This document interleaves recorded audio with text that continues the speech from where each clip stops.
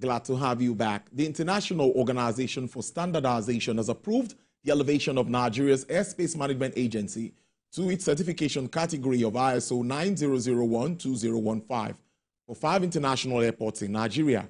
The certification audit took representatives of ISO to Lagos, Abuja, Kano, Port Harcourt, and Enugu airports, aeronautical information services, as well as charts and aeronautical publications. Also audited were personnel competencies, required working tools, office environment, and documentation. The agency attained the certification recently after undergoing a strenuous certification audit by representative of ISO and coming out successful based on the listed clauses. Wale Shadare is an aviation expert and also a journalist. He joins me to talk more about this development. Mr. Shadare, good afternoon and thank you for your time. Thank you. Good afternoon. Thank you for having me. Yes, I think we need to make us understand this certification and what it really stands for. Thank you very much. I think the last 1 week or 2 weeks have been a good one for the aviation industry. First was the 2 airports, Lagos and Abuja, that were certified, going with the ICAO standard Annex 14, which pertains to aerodrome safety and infrastructure. Then, just yesterday, news broke that the Nigeria Airspace Management Agency is ISO 1001-2015 certified. What it shows is that the processes of NAMA, which is the airspace manager, which is the agency responsible for airspace navigational management of Nigeria airspace, has its processes certified and in line with global standards. That is a good one. What it also shows that there's going to be a kind of integrity, a kind of it shows that the NAMA processes have a lot of integrity, shows that they are actually doing what is expected of them to do in line with global standards. So it's a good one for the aviation industry. And it was a very rigorous audit, and the agency scaled the order of ISO. So it's a good one for the aviation industry. It's a good one for the system.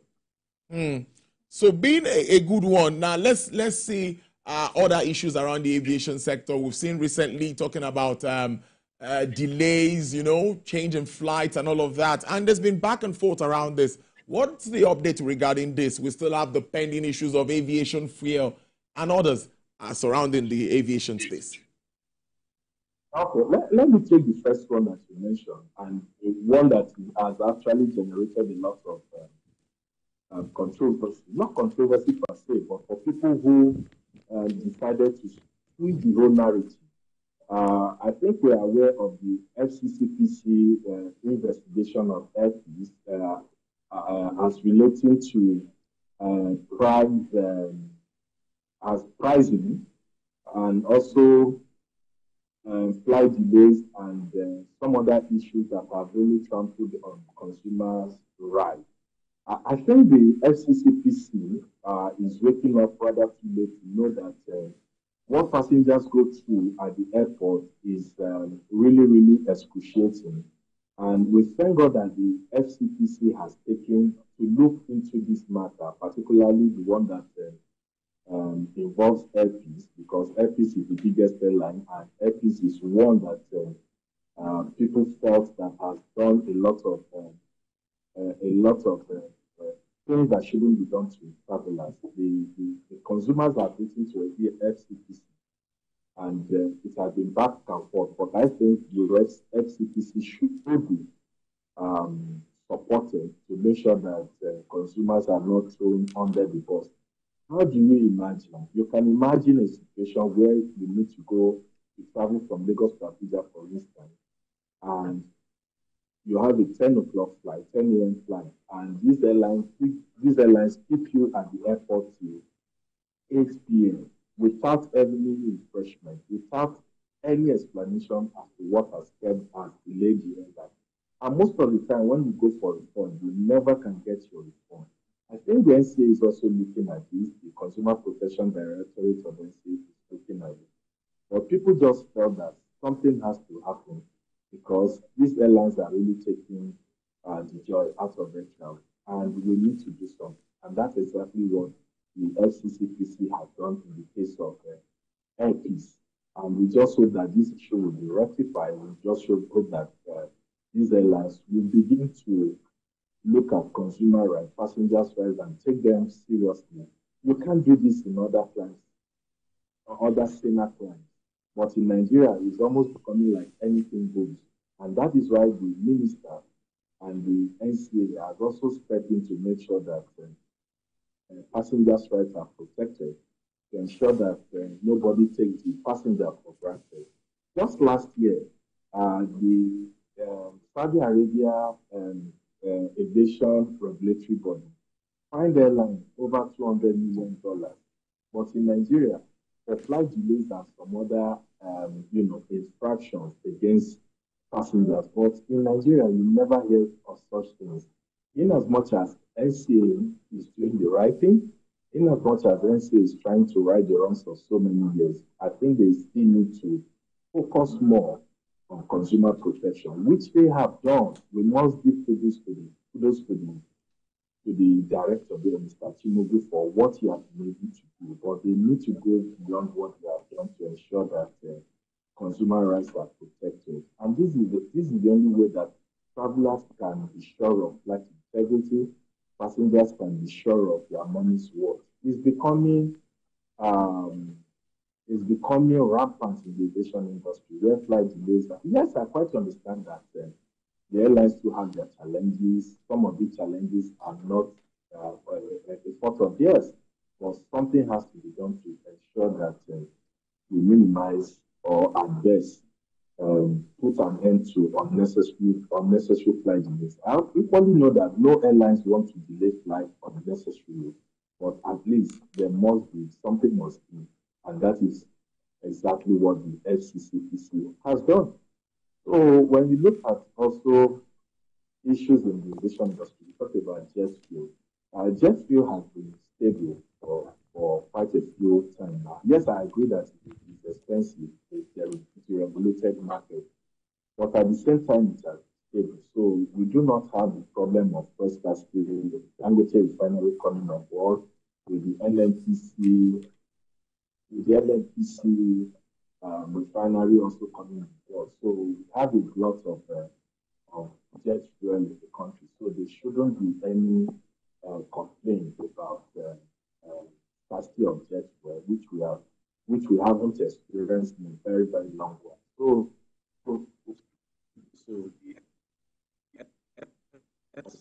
the government also needs to up their games too, because when we look at some of the things that the airlines have complained about, multiple taxation, high cost, the foreign exchange, going haywire, and these are the ingredients that make air travel to be very, very expensive. But I believe that the government is looking into it. The minister is trying to speak with the government, see how they can ameliorate the things of these airlines. The airlines are really, really in intensive care, if I may say, but something has to be done to make sure that we get the airlines out of it as quickly as possible. And we've seen agreements with likes of United Arab Emirates, and recently the president was in South Africa, I think, trying to make sure it's seamless for both countries to connect. What more are you seeing about our international alliance as it has to do with the aviation space? The international alliance is very good, but the problem is that our airlines strong enough to enter into this alliance with these foreign mega carriers. Yeah, we've seen some positives somewhere, but nobody can actually force alliance. Nobody can actually force partnership. I think it would be good for the airline to realize that forming partnership will help their operation. Even having investors to come and invest in the airline will even solve some of the problems. Nobody does it alone any longer. The era of doing it alone is gone. When you look at airlines like Delta Airlines, that is about the biggest airline or one of the biggest airlines, you still see collaboration, you still see partnership. What it does is to help them, cut cost of operation and help them to remain profitable. In the IATA report that was just released last month, global airlines are going to make over 1 trillion naira profit. The first time airline profits are going to hit over 8 trillion. And we're going to see a record 5.2 billion people that will take to air travel in 2025. But you begin to ask yourself, while other airlines are making so much money, are becoming so profitable, why has African Airlines not been able to be profitable? They can never be profitable except for airlines like Ethiopian Airlines, except for airlines like Egypt Air and South Africa Airlines that have become profitable for the first time in many years. But for Nigerian Airlines, it is very doubtful if Nigerian Airlines can be profitable because of the challenges that they are faced with.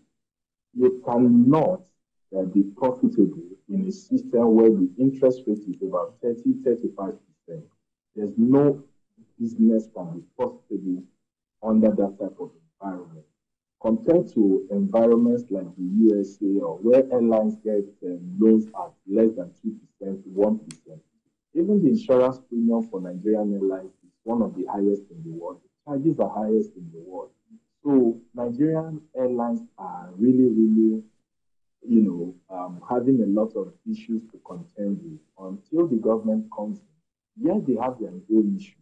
Yes, they have their own troubles, but they need assistance. They need support to really get out of it. It's looking very bleak for Nigerian Airlines and most African airlines, except we begin to see air transportation as one of the catalysts for economic growth. If we begin to, put aviation or air transportation at the back foot, the economy will be where it is today. Because in most countries of the world, aviation, air transport is the engine of growth.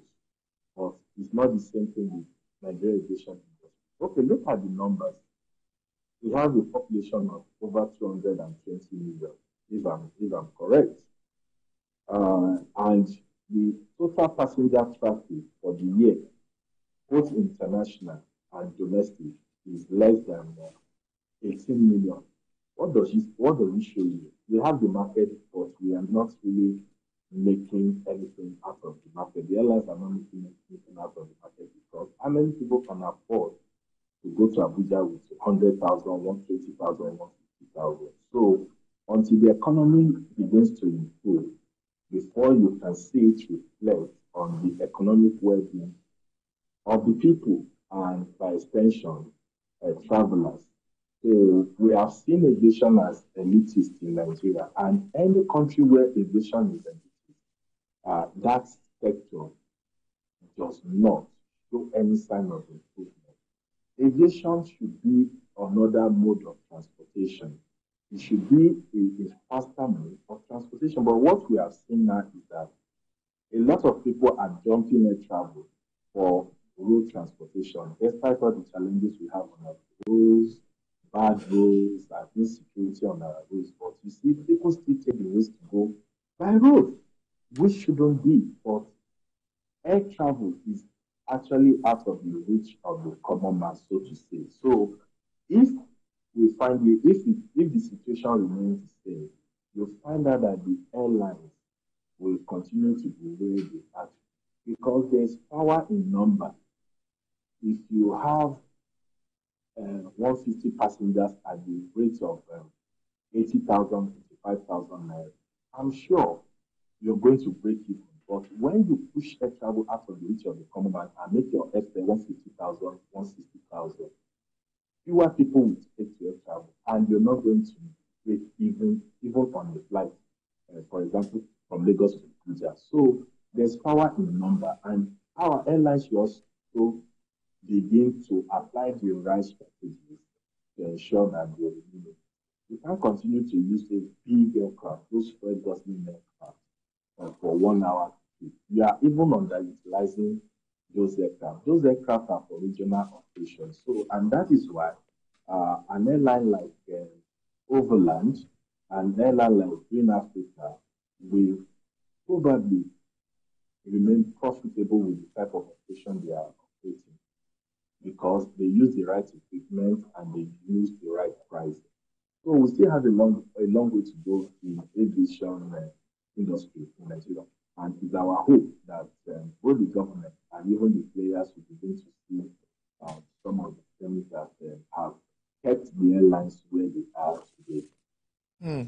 Finally, traveling, even globally at this time, it's the Yuletide season, and many expect traveling even around Nigeria, and everyone will be saying the aviation space must be set for this.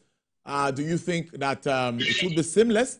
Do you think that there could be challenges? No, not just Nigeria now, the global space.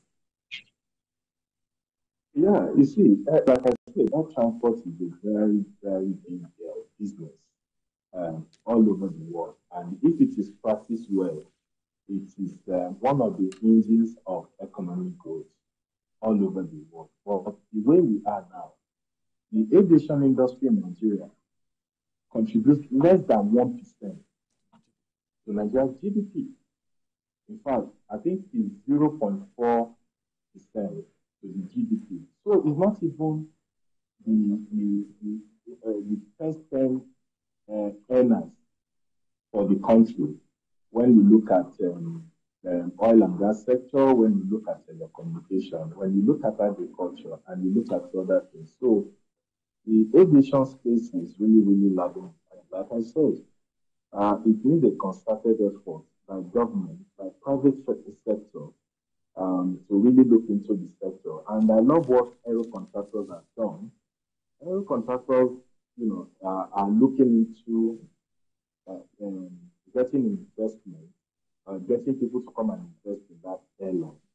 And I tell you, if they're able to invest in it, that airline will be one of the best strong airlines in Nigeria. And we have a capable man in Patinado Sanusi that knows what he's doing. Airline businesses shouldn't even be for money backs alone. People who have no business innovation coming into the system, except for people who just want to,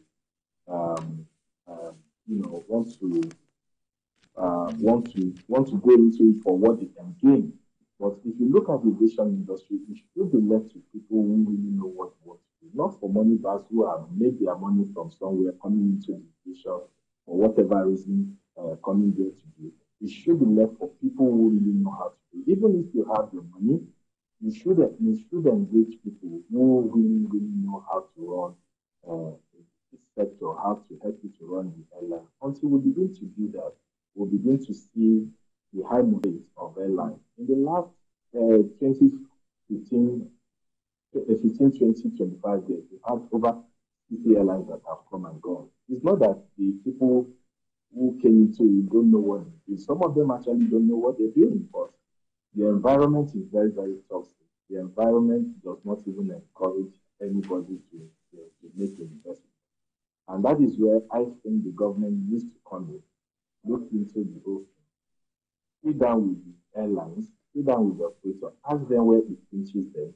All these multiple taxation can be reduced or they can be consolidated into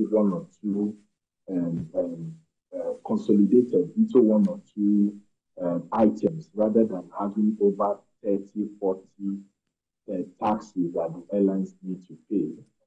Again, if you also look at the whole sector, we should give thanks to the foreign airlines because 95% of the revenue that is coming into the aviation industry is via foreign airlines. So if when trust the sector only to domestic airlines, I don't think, in fact, the government will need to go and borrow money to fix some of the infrastructure. But for the foreign airlines that we have that pay their taxes as at 20, so we must give kudos to them. So the airlines need to partner with government. But we have to also commend the minister for some of the things he has done. But the CTC practice direction, the Cape Town Convention practice direction, is not enough to get the airlines out of the union. We need to begin to look at the exchange rates, we need to look at forex, we need to look at so many things. Yes, the CTC practice direction is beautiful, it's going to help the airline, but the airlines need more than the CTC practice direction to be successful, to be in business, and to be profitable. I must thank you so much for your insights as usual, Mr. Wole Shadari, aviation analyst. Thank you so much. Do enjoy the rest of your day. Thank you for having me.